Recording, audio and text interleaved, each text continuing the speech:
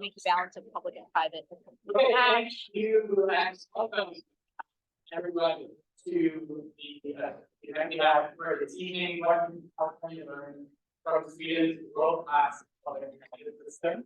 My name is Ian Griffiths. I'm policy director of Seamless Bay Area.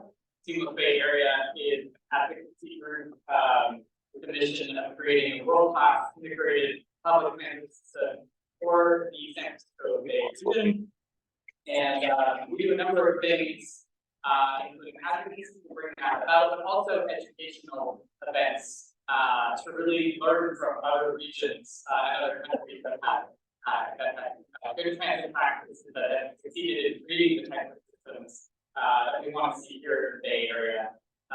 So thank you for joining. And just get a quick show of hands. Who here works in the public transit industry? And okay. Who here heard about this event because it's part of transit? Excellent. Okay, great. Who here lives in the city of San Francisco? Okay. Who is from the East Bay? Okay, quite a few. Anyone from the Peninsula? Yeah, South Bay, anyone? North Bay, or Sacramento, or anywhere else? Sweden? Great. Well, so this is part of this event is part of the calendar of events for Transit Month. For those of you who don't know, Transit Month is all September long. It's a celebration of public transit in the Bay Area. There's over 30 events, so one per day. There's a ride contest that you can log your rides and be for prizes. We have the Rider First Awards, which I believe are October 13th or the 14th, one of those days, in this very location. So you now know where the Rider First Awards are. We hope to see you there. But thank you for joining. Today we're here to learn about public transit, to learn about Sweden's very successful public transit system.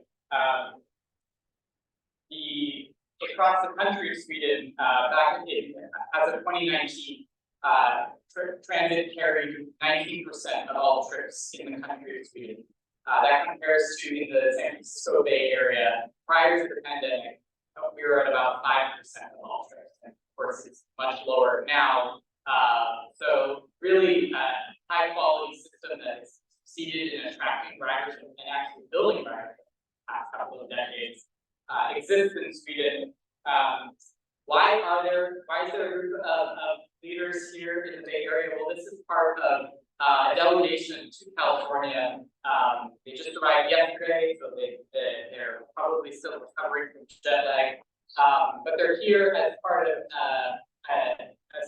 an initiative called the Sweden California Collab that's being organized by Seamless Bay Area in partnership with K2, the Swedish Knowledge Center for Public Transportation, and in partnership with several of the country's largest transit operators, three largest regions are represented on this delegation. And the focus of the delegation is to understand and have acknowledged exchange on the topics of emerging mobility with California policymakers. And by emerging mobility, we are referring to micro-mobility, which means bike share, scooter share systems primarily. It means it includes on-demand transit services, so services that you may see popping up around the region, like Tri-Delta's Try My Ride, or there's a pilot in San Mateo County, dial-a-ride type of services, or ones that you can summon using an app. There's a Palo Alto pilot. So those types of services, and then autonomous shared mobility. We have a lot of experiments going on right now in the Bay Area with sort of ride-hailing shared AV autonomous vehicles, but we're expecting those to move into more shared mobility services. So all of those are the three main topics of the why this group of leaders in California, because California is definitely an area where there's a lot of experimentation going on. A lot of city and state entities are public transit agencies are experimenting with these different programs. But we are also very interested, and we built into this program, and tonight this event is part of that, are opportunities to really learn from the Swedish leaders on what makes their public transit system so. Because emerging mobility, things like bike share are really going to be enhanced for public transit system and other sustainable mobility options that help you get from A to B. And that's where the Swedish system has, at least from my understanding, really excelled and improved and continues to improve. So really pleased to have these 8 individuals here this evening. And I will just, they're all going to be speaking at different points, so I'm going to allow them to introduce themselves as well as the agency they come from. But in the interest of time, and we're going to do, the first portion will be a series of presentations on different aspects of the Swedish public transportation system, and then we'll all come up and have a little bit of panel discussion, Q&A. So without further ado, I'd first like to welcome Johan Bachman to give us an introduction to public transportation in Sweden, and if you could explain the association you represent, that'd be great. Thank you very much, and thank you for being here in San Francisco. I've been here about 24 hours, and we have learned a lot, and was very lucky at this point when we found your park sister from Oakland, and Kistner, we have to meet one of the supervisors from the park on board the train. And we had explained for us that it was the first day for the new trains. So thank you for that, girl. Introducing that to us. Yeah, my name is Johan Bachman, and I am CEO of the Public Transport Association in Sweden. That's a trade organization for the public transport authorities. As we say, public transport, I think it's the same as public transit. And I will give you a short introduction on the public transport system in Sweden. Then we will hear more from my 3 members of the big regions telling more about their systems. Yes, and first up, a small lesson about Sweden. Quite a small country, 10 million inhabitants in the northern part of Europe. We have 3 levels of governance. The state, with a lot of authorities, the country or the region, we have 21 counties in Sweden, and then the municipalities, we have 290 municipalities. And the municipalities and the county councils, they are responsible for providing the major part of all public services, like school, healthcare, elder care, local infrastructure, and public transport. They have a considerable degree of autonomy and independent powers of income tax. So every people living in Sweden have a salary, they pay tax to the municipality, to the region, and also some tax to the government. And when it comes to public transport, it's the counties who are responsible for the public transport. The counties and 2 municipal associations. There are 21 counties in Sweden. We also have what we call 4 region train joint ventures, because a lot of the regional train are transport over the borders of the counties. So then the counties form joint ventures to make good regional train systems. We have 1 billion trips a year total in the nation. About 99% of the total bus traffic in Sweden are within the public transport authority's responsibility, and 90% of the rail traffic as well. And the total turnover, the total of all the counties for the public transport is about $5 billion. And we come with more information on the financing.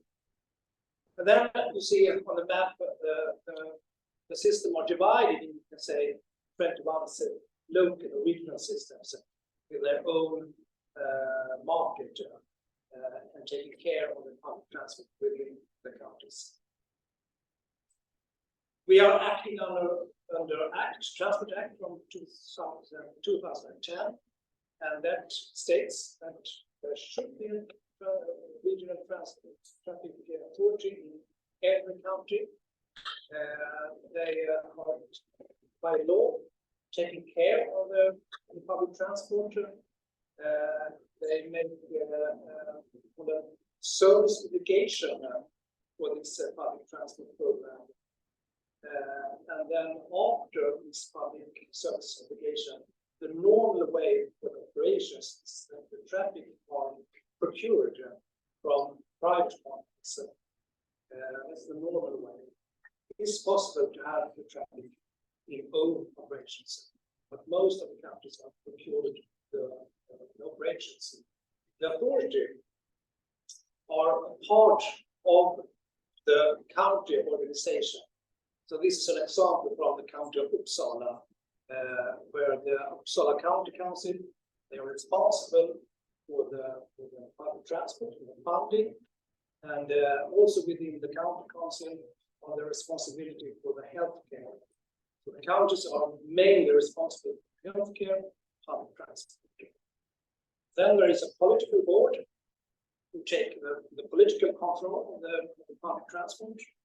There are the authorities, where we have the representatives here, who are developing and manage the traffic. And then normally the private transport company taking care of the operations. So, for example, when public transport authority they develop the regional transportation program, they manage and organize this process and taking care of the procurement and the follow-up the contracts. The contracts are normally very long time, 10 or 11 years. They also taking care of their sales, distributions, and the ticketing, and the fares. Can have a responsibility for some of the infrastructure, and normally also the responsibility for customer care, customer center. I said the normal way is to procure the traffic, but in some parts of Sweden, there are companies owned by the counties or the municipalities, bus companies owned by the municipalities or the counties. And in that way, they are taking care of the traffic operation. But the normal way is that we have procurement. And there are big companies that are coming to Sweden to where we have the tender process from several countries. We have companies from Norway and Finland, our neighbor countries, but also from big companies from Europe and even railway companies, Hong Kong.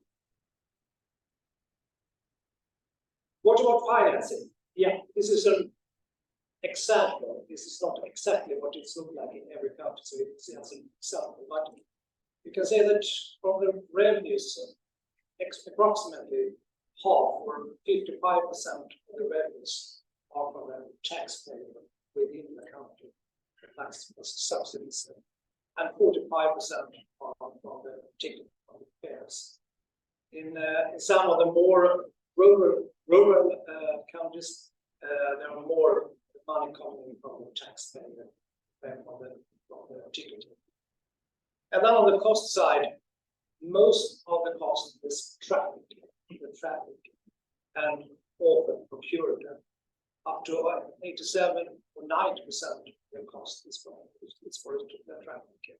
And then there are a smaller amount for sales and management. Sales and management, they are normally within the PGA responsibility, and the traffic costs are from the operator.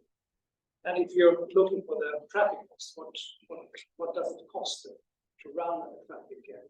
The labor cost is the main, about 50% of the traffic cost is the labor cost, fuels and others, including capital cost for buses and rails.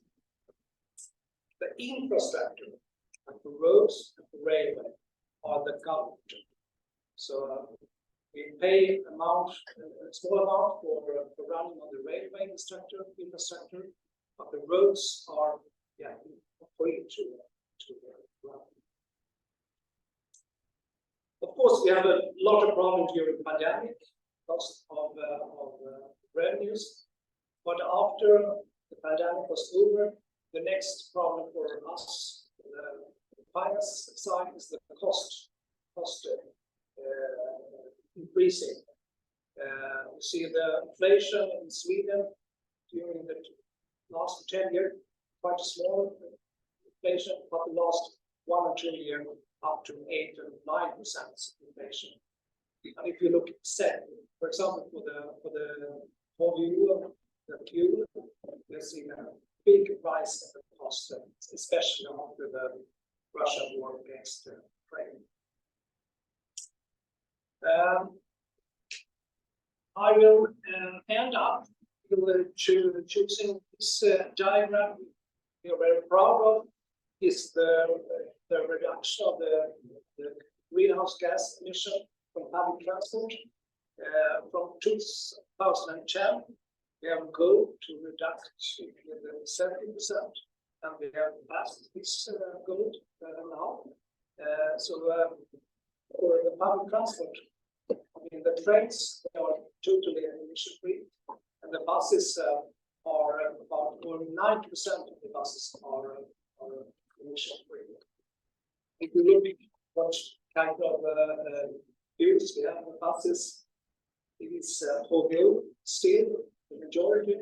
Oil is categorized like emission-free and all carbonized free. Then we have gas, and most of the gas is biogas, and electricity. And the electricity is on the rise now. Excuse me, sir, what is HVO?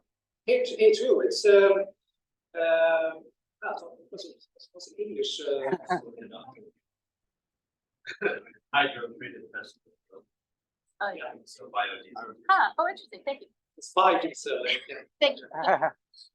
And biodiesel is you can use biodiesel in buses with you have not to change the engines. So it's a very good fuel for that thing. And now for the coming years, we will reduce this diesel or this biodiesel, and instead we're coming up with electricity. This was a short introduction for public transport in Sweden, and of course I will be ready to take answer that. Sure. Well, I thank you so much, and we're going to use microphone because we have a recording as well. We want to make sure everyone visiting. But I wanted to ask a couple of follow-up questions. Can you go back to the slide with the 4 levels, with the PPA, and I just wanted to point out some, or ask and clarify. Yeah, here we go. So can you clarify? All of these are at the same county, like this is the same. There's one public county council, and then there's one, it's all for the same county, then political level, and then PTA also all just one per county. One per county. So this is one of the counties in Sweden, Uppsala County, one of the 21 counties. And you can say it is not exactly the same in all the counties, but the principle is the same. You have a county council taking care of the total. As I said, the county's responsibility are healthcare, public transport. And then normally they have several political public boards for the several divisions within the county.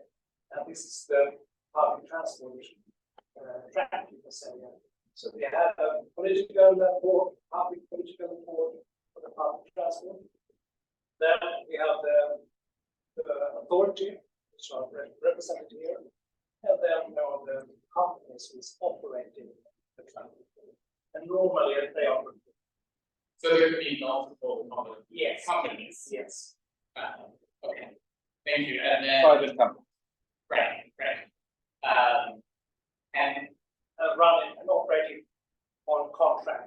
last 10 years. And then one more clarifying on this, so where are the elected officials? Like, would you vote for the Yeah, county you vote council? for the county council, Okay, and then the county council, they decide, the politicians, is manning the public. so some of them would also be on. Yes. Yes. Okay. And then is that who the PTA reports to, so staff reports to the. Yeah, so the director or manager for the PTA, reports to the public. Great. Okay, and then one last. If you can see on this map here, you can see here in Uppsala County, there are 8 municipalities.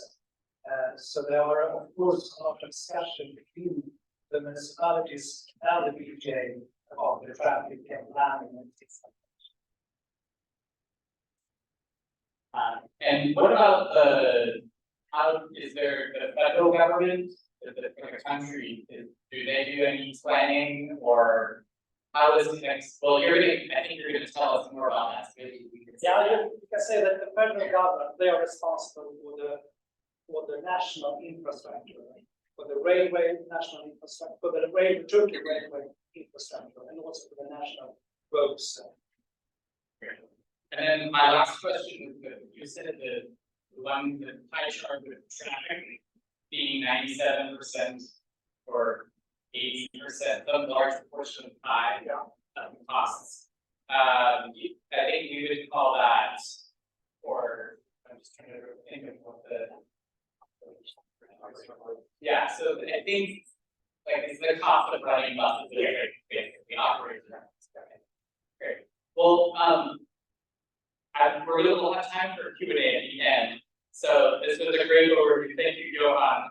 And next, we're going to then have each of the regions, so the 3 regions, the south, the west, and the capital region, come up and present. And they're going to be, focusing on a different theme. So they're representing a region, but they're also going to be focusing in on a specific topic area, which they've coordinated with each other. So we'll use examples from each of their individual local areas, but hopefully between all of these presentations, we'll get a sense of all the different aspects of the system. So next up, welcome Lars and Sophia from the east or west region. On the slide. And you're welcome to use either of these or maybe easier. This one? Yeah. Hi, so I'm the Sophia. And ours.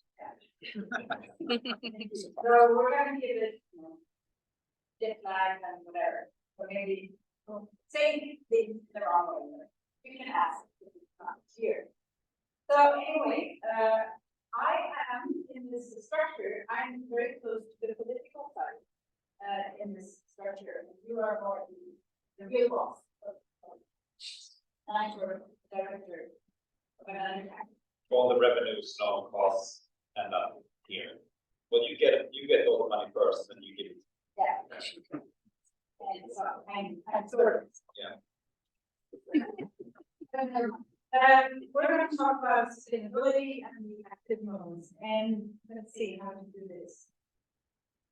Yeah. So I'll start, and to us, it's really important what happened in the last 2 years when we went from being very much only taking care of public transit and going over to talking about sustainable travel for it to be the norm.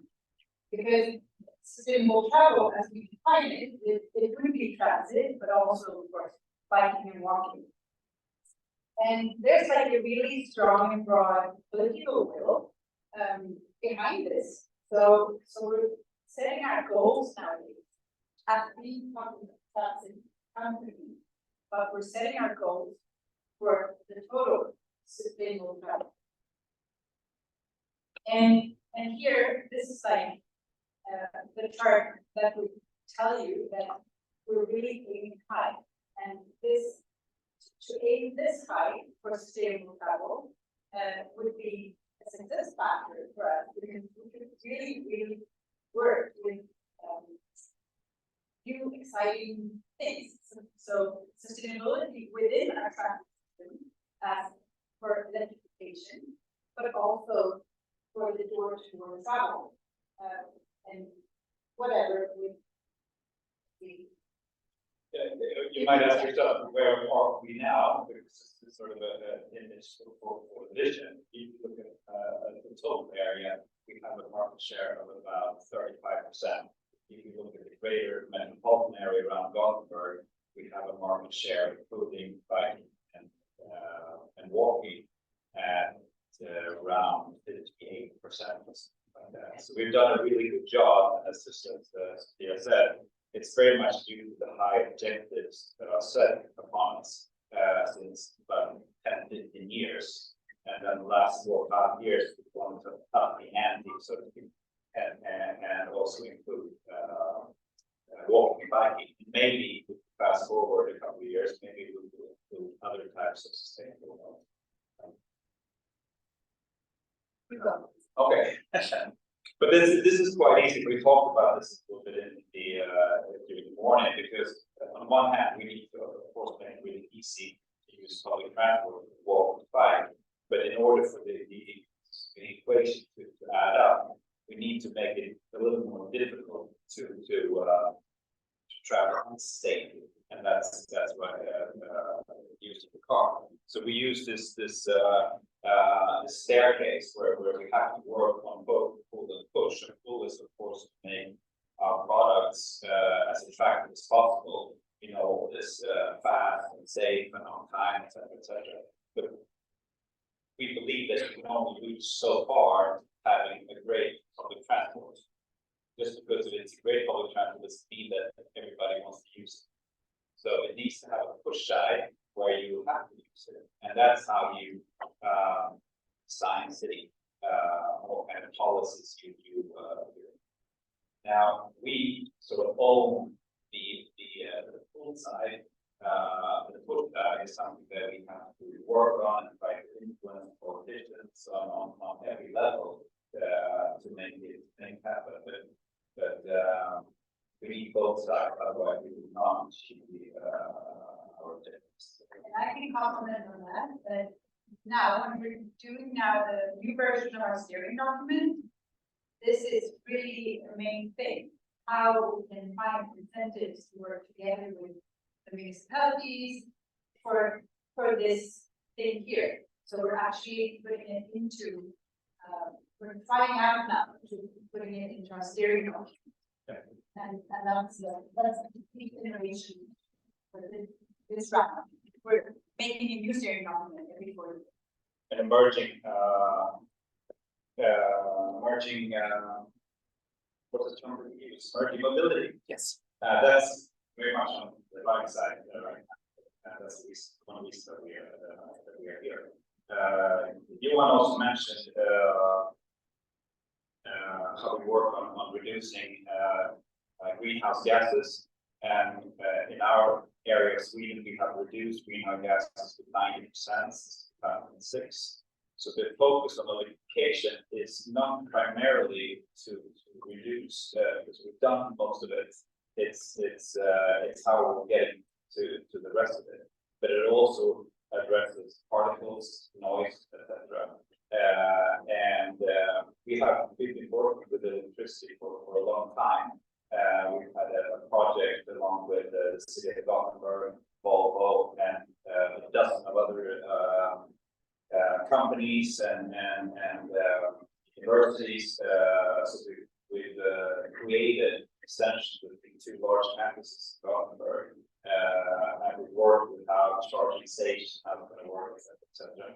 And then we're ready to sort of roll this out, and we've suddenly become the largest, I think, operator of the buses in Northern Europe, and every city or larger city in our area will be provided with electric buses, and we're also making it happen on our boats. So the big focus is to that electricity will take a larger part of that pie. Great politicians. Excuse me. Great, we have great politicians Yeah. who take those We're brave and very committed. But there's no a single party because we have more than you do. So we have to, and everyone is very much pro public transport. Then they have different issues on how much is going to be paid by taxes and how much is going to be paid by because. So this is the picture of how we work on mobility. And since we incorporate biking and walking, we need to work with that, how to create incentives for people to use bikes.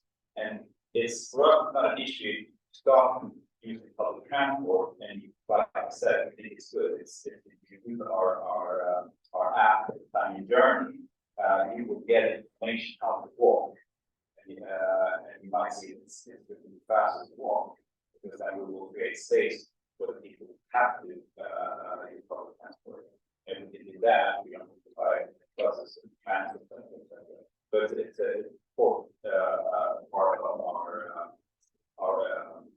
our focus. We will in a couple of weeks have a collaboration with a company that allows people to borrow each other's cars. So we're pushing for that because then we might be able to reduce the amount of cars on the roads. That would be a way for our customers to finance their monthly tickets.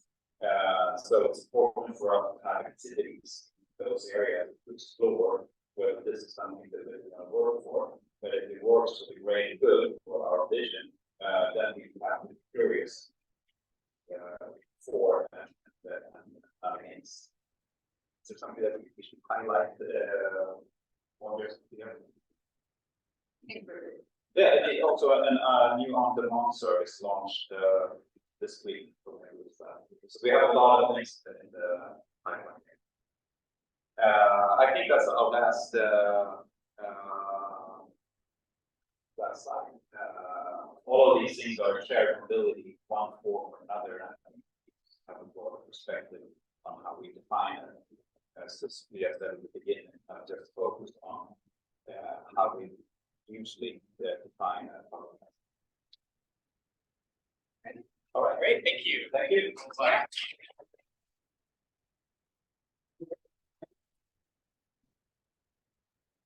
Really nice, our next region and public area. So Jens from Stockholm will be presenting infrastructure projects. So take it away. All right, whichever one. Right, good evening everybody. Jens Bergbeck, and my work within the Public Transport Authority in Stockholm is mainly two things.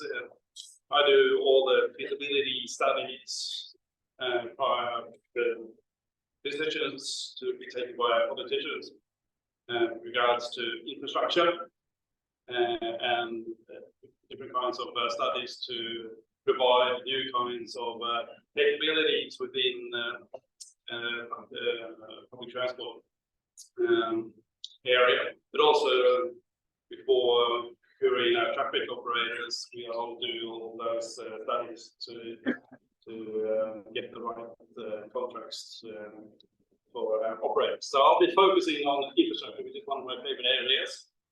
And I think I have only 2 slides.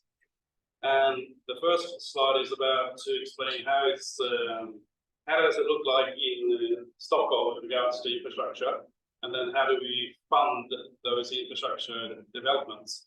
So on the left side, you can see what is we as considered as strategic assets, which we've decided that we have to own this stuff to make sure that we can provide a good public transport, and also to provide a good means of competition when we go out and procure traffic operators to actually work these systems.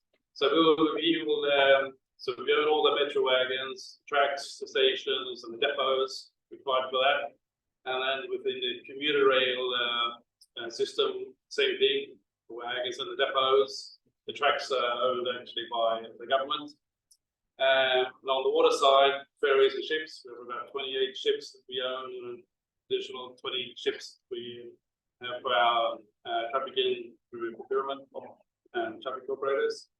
But the bows for our 2,200 buses and tram lines with regards to wagons, track, and that part. So we own this stuff, and we think it's very important, as I said before, but also enormous responsibility in regards to maintenance and making sure that they're working properly. So how do we buy all this stuff? Where does the money come from? Well, there are probably two main ways of giving the funding for buying something or developing something.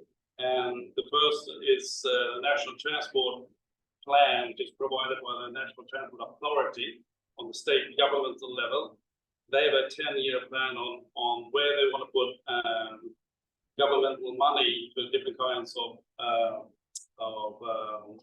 infrastructure projects. There's not all of them. For example, they won't finance depots and things like that. We have to do that on the regional level. And then there's the investment plans which are in each county on the regional level. And that's also a 10-year plan.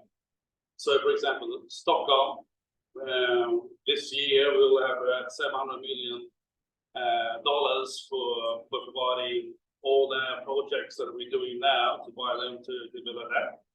And we have approximately about 700 million annually for the whole 10-year plan. And that's a lot of money for Sweden. And also, the only way that we can make sure that we have the right capacity with regards to the traffic systems and the terminals and things like that to make sure that we can provide the transport which our inhabitants need.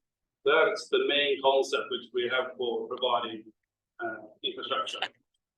Then there's that smaller, ways of getting smaller fundings, but these are the mainstream ways. The next picture is about something that's been slightly outside the box. So the last picture was about how we do it normally, but in special circumstances, you have to do something bigger. And when it gets bigger, you have to have several actors, partners, and you have to look at on the state level, regional level, and then the municipality level. And in Stockholm, about 10 years ago, actually, 2012-13, was an initiative to start off one of these packages where the government invited in the region and the municipalities to talk about how to address the challenges which were really Stockholm at the time. And they were, one, there weren't enough houses and apartments for the inhabitants. Stockholm was growing about 40,000 inhabitants every year, and there was a huge demand to have more housing developed.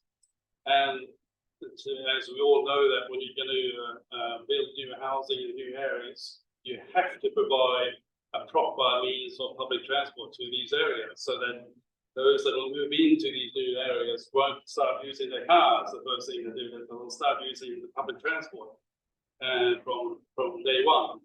So these packages were designed to look at, okay, where are we going to build, which municipalities are going to be building, okay, and what kind of public transport do we need? Okay, it could be a tram line, it could be a new metro line, or completely light railway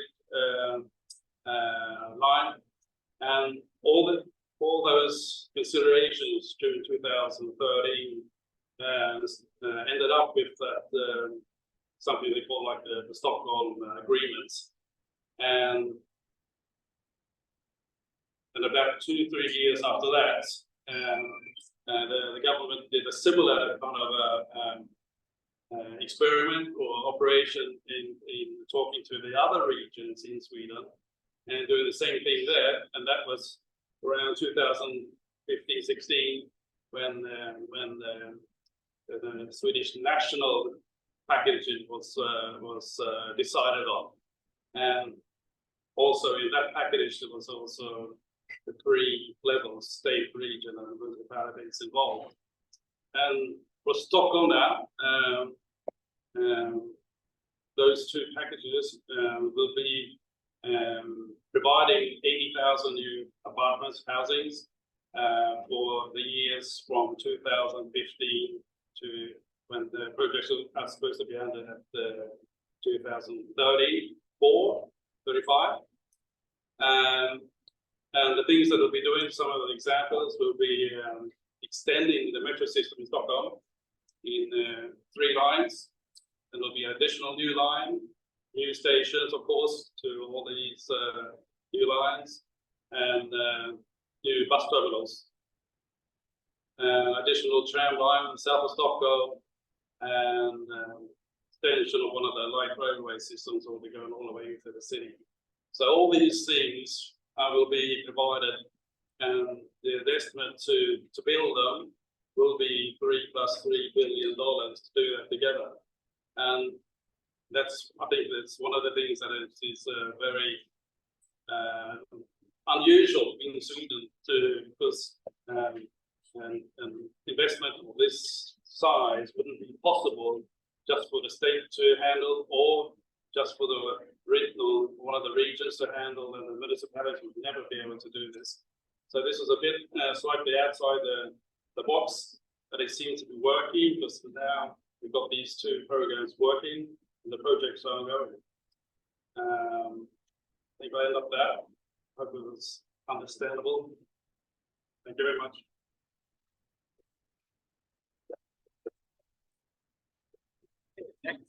We'll move along here, and we have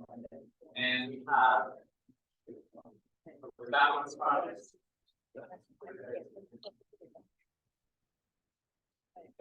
That's one of the bus terminals, which is going to be finished in a couple of years. Okay, thanks. And so we've got 2 more sections to go. Anders and Maria from South.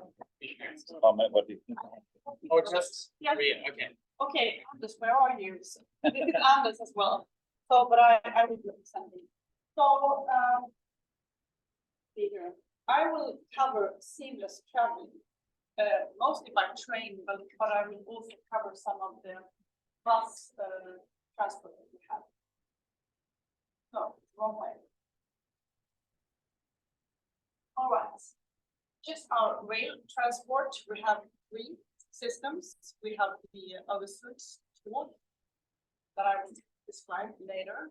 It's a transport system that is faster and also cover other regions' needs, and also over to Denmark. And then we have Tågen, funny names, right? Yeah.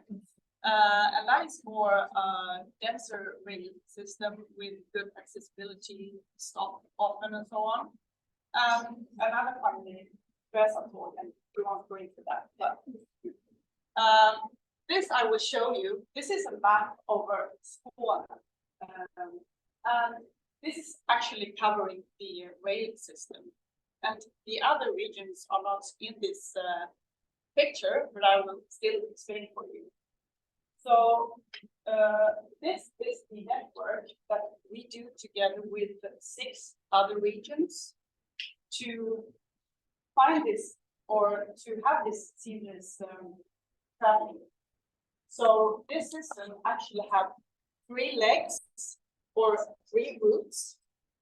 One of them, you can still hear me, is going from, this is Denmark, going from Denmark up to Götaland, where Lars and Sofia operates, and it will go up to Västra in Kalmar. It's the east of Sweden. Without streaming. You sure? Yeah. Good. Yeah. Okay. Fine. And also, sorry, I can't hold the paper on this thing.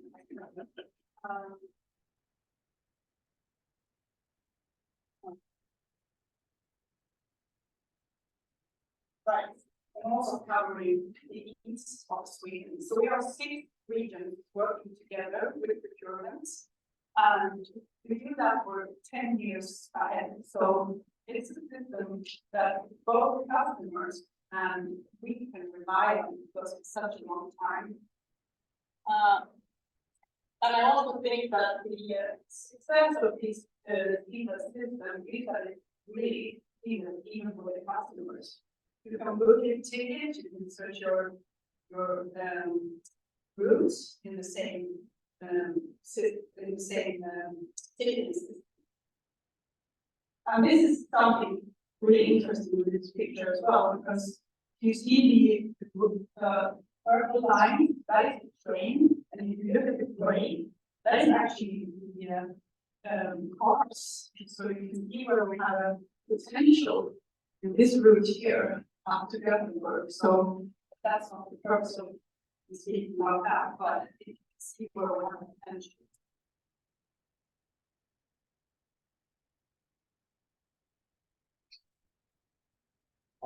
And now we also talk about urban transport with buses. It's connecting towns, making it easy to travel. Frequency is important. These buses, they go every 5 minutes. And also we have the regional transports. It's also good stability, and we can see a lot of potential finding new customers here. And it's a BRT standard, it's a bus and rapid transit service. And I will just also cover this. These are daily channels. And this one here, 87% of all people are buying the tickets in that channel. So yeah, why don't we have all the others? Thank you very much.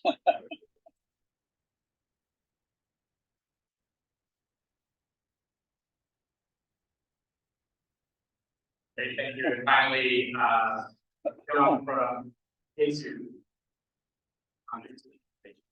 Yeah. Okay, so hello everyone.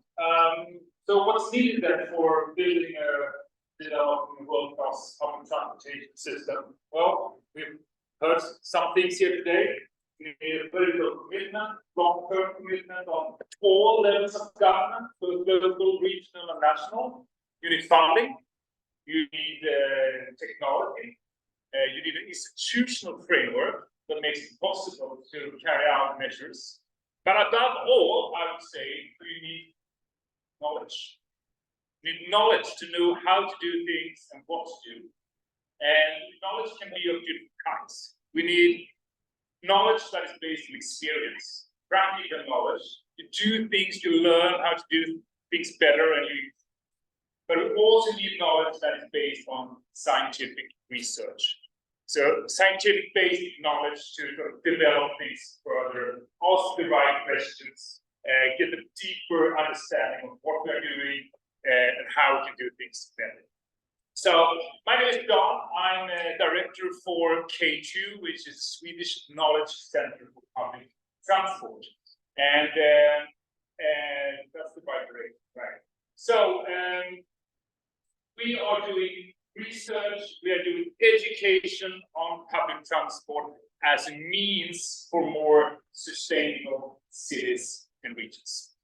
And we're really trying to bridge the practical knowledge that is developed in these organizations with the scientific knowledge, and there are about 100 researchers that are involved in our activities. So bridging the practice and the science, and together to learn how to develop this further. And we are doing this very much in collaboration between different research organizations and organizations that work with public transport in practice. And we did very much based on a research agenda that we developed together. And I'll just show you very briefly what are the issues, what are the topics that we find crucial for developing public transport for the future.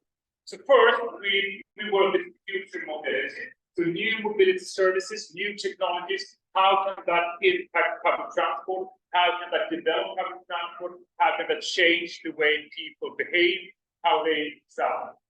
So that's the first area, which is really important. We also work a lot with research and knowledge when it comes to market and funding and finance. So how does the market actually function? How can we develop the different market actors' way of behaving? How can we develop contracts? How can we develop the funding mechanisms that we use, etc. Third, we try to understand the decisions and the effect of different decisions and the measures that are taken. What will happen with the ridership, for example, when we do something? What are the effects in the environment? What are the effects on equity, etc. But also understand the decisions and what kind of knowledge do the decision makers use when they are making their decisions? To understand the decision-making process. That's also very important for us to develop the public transportation system. Fourth, and very important, integrated plan, because more important than public transport itself is actually how we plan the land use. That's more important to public transport than public transport itself, I would say. So if you do plan your land in the right way, it's extremely difficult to have a well-run public transportation system. So integrating public transport with the land use planning is so crucial, and we need to learn more about how to do that. It's often different actors who have to collaborate and coordinate things to make it happen in a good way.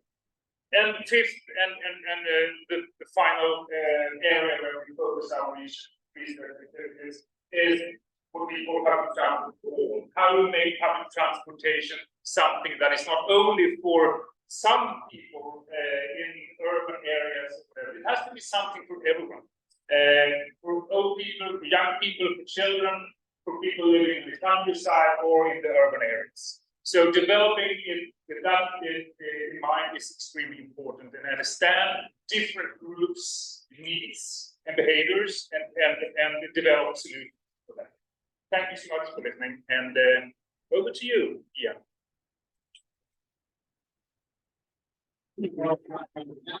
All of the previous visitors to come up to the front do some probably more like Q&A of the panel discussion. 15 minutes. So I will kick us off with a question for any of you anywhere and centrally. So one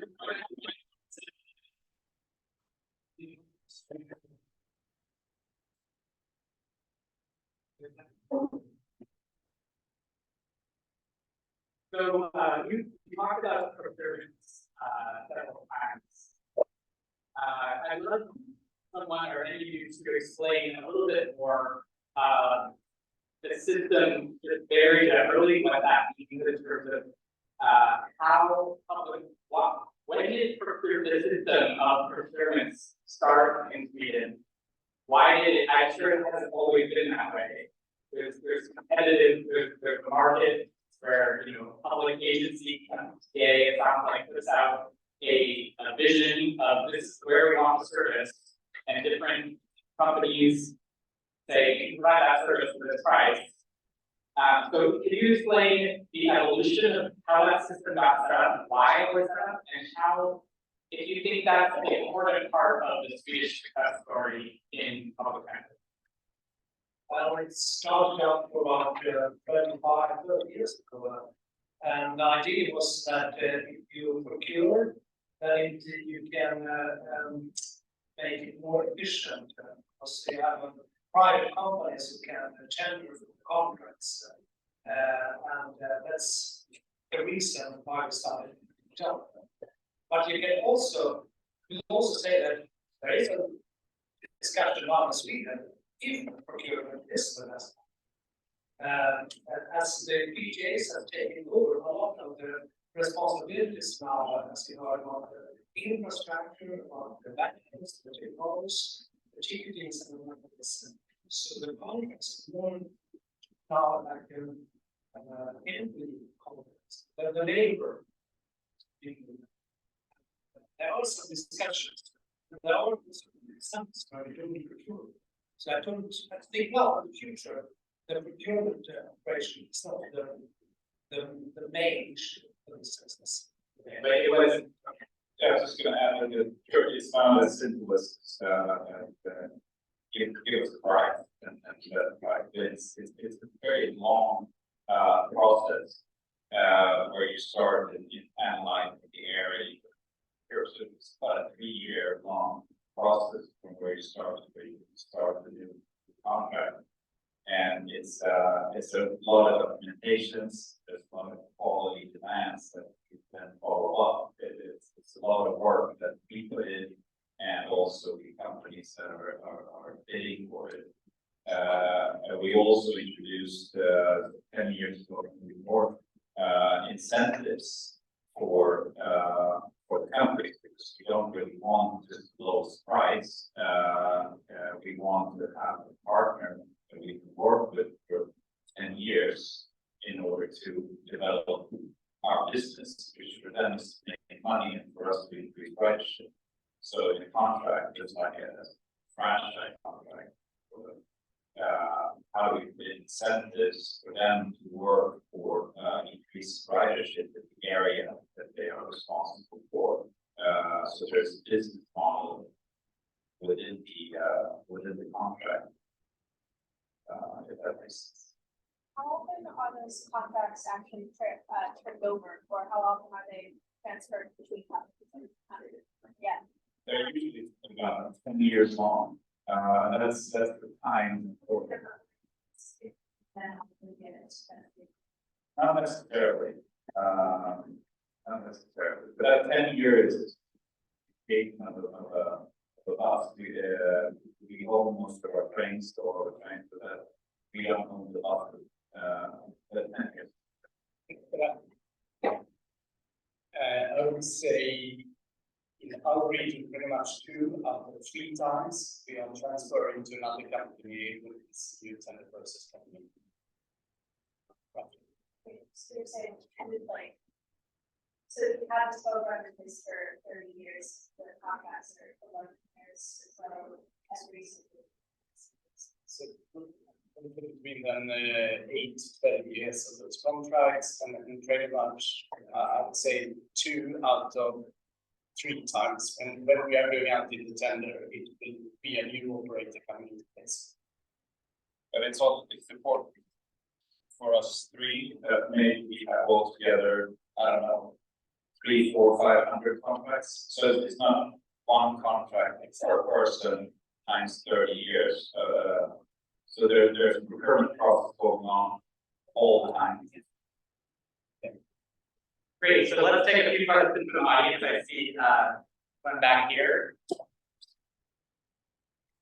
Thank you for a great presentation, very informative, lots of clarity, differences, much to aspire to. You talked about how the funding is 55% taxes, 45% fares. So that raises the question on cost. You said that the cost is mostly traffic, now that half is labor. My question is, that 45% sounds great to all of us. Is your labor cost include the cost of pensions for workers? Does it include the cost of medical benefits, or are those provided separately by the government? It's included, labor cost is included, everything. Everything, yeah. And may I just add that like healthcare, this is like a Swedish system that is provided for all in the tax system as a whole. So that wouldn't be linked to your employment. So it's not tied to the cost of the transit. Not healthcare. Thank you. Does that affect 70% of that? Great.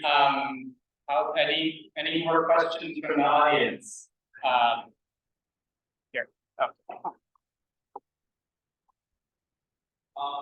So I see a lot of like videos about Swedish transport, like transport on Europe in general. I don't see a lot of like wheelchairs. I was wondering where Sweden is with wheelchair accessibility, handicap, like hearing impairment, blind people, that kind of thing. Like what your approach is and where you guys are at right now.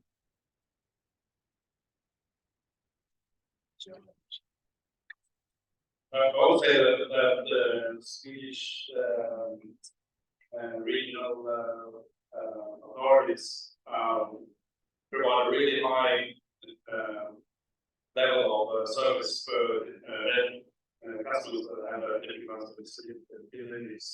And I would say that there's everything, you know, from you can do from different terminal nodes to the terminals, you can find guidance. We have special transport for those that have really concerns how to move around. And I would say that it's a European directive just being produced. It is stated that all continental assets have these kinds of directed, and for Sweden, that was the problem. We already had a high level, and like I said, also there's different kinds of special services. For example, you can with boarding usually they need some kind of assistance, and the passengers can get that easily. You need the assistance to move from the train through a terminal to another transport system. You'll get in order that, and you will get that service. And it's also the business case in is to provide more better service for these people in the ordinary public transport system. Then they will be able to have to use the special service like taxis and things like that. They can instead of actually rely on transport system.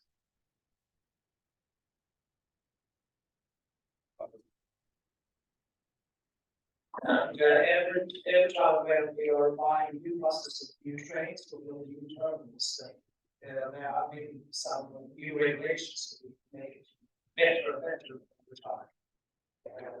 Also, you think that things doing for these people, special needs are good for every passenger.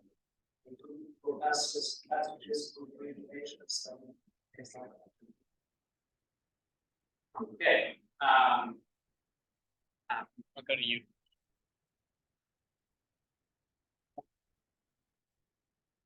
So I have a question. Obviously, in your area, weather is not much of a factor.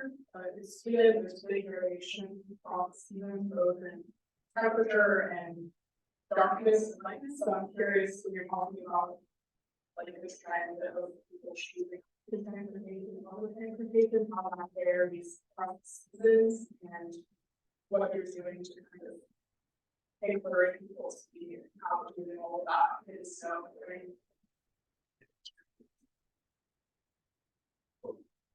I think we peaked in November and we March or I don't know the test use public transport more, and when it gets a little bit lighter and warmer, that we have to see more investments and nice.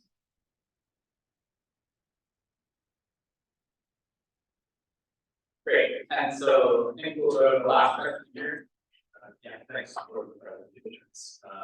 My question is again about that cost breakdown. So in the US, ridership is still around 65 to 70% of pre-pandemic levels. The Bay Area is suffering from that. People haven't really returned to using transit.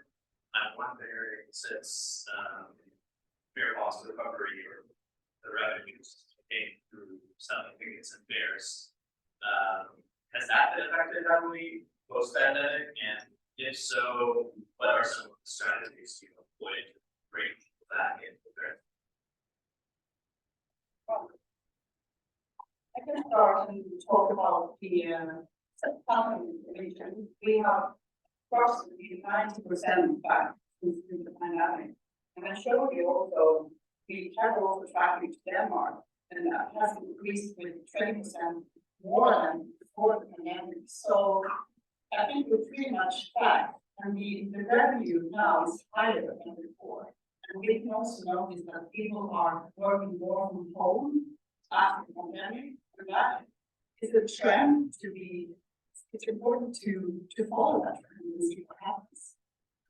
Yeah. What percent of travel was commute travel before the pandemic?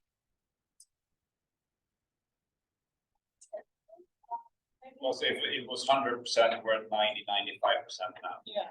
The question was, what percentage of all trips were people going to work? So like, when we say commute trips, you mean someone going to work or home from work? You know, what percentage of total trips were? Well, 2019, it was 90%, so 90% of that. Well, that means that was my statistic. That was it's 90% of all. Before pandemic, for the market share of the motorized transport, not the walking or the bikes, but the motorized transport. The market share of power transport in global Sweden was up to 32% before and now it's about 29-30% of the market share. But this during the pandemic, a lot of transport were decreased, especially public transport, of course, and we lost about 50%. But we were running all the traffic on the public for what was So I would like to on your question with the costs and the gap also to remind you the possibility of new travel behavior to work well, because a lot of the costs of public transport is due to the peak traffic. And we know we have a lot of peak traffic in the morning and a lot of the afternoon. And if we can sort of lower that peaks just a little bit, it will make a huge impact on the costs. And we really don't know yet how this will play out in the long run, but there are some tendencies showing that I don't know if we can be real serious. But there is a tendency that the peaks are affected by work. So there is benefit Last word. I just thought on your question as well in regards to what's the share of the work commuting after travel.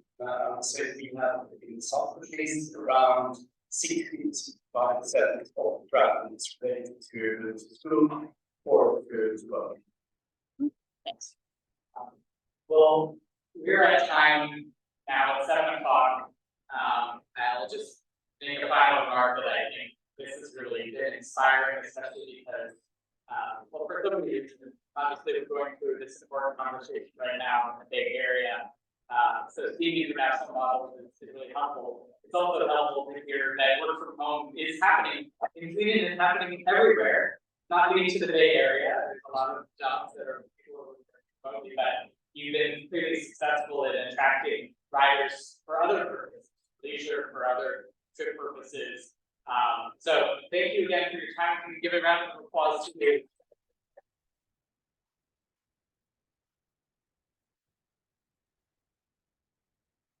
If you have more and more events, please help yourself to get It was like 80%. Staff or all not 65%. 65. I think we had a higher percent that was.